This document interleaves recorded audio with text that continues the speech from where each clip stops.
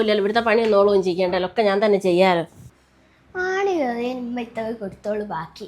അനക്ക് ഞാൻ തരാം കേട്ടോ. ഈ പിന്നെയും തുടങ്ങാ ബാക്കി. അനക്ക് എന്തെങ്കിലും കേടാ ഒന്ന് അടങ്ങി കുത്തിരുന്നൂടെ? അടിച്ചിട്ടുണ്ടല്ലോ.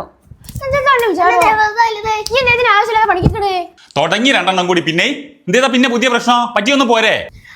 ഉപ്പായത്തെ വെറുതെ എന്നെ അങ്ങോട്ട് തല്ല. ഉപ്പ അവള് വെറുതെ എന്തൊക്കെ ഉമ്മനെ പോയി പറഞ്ഞെടുത്തിക്കണ്.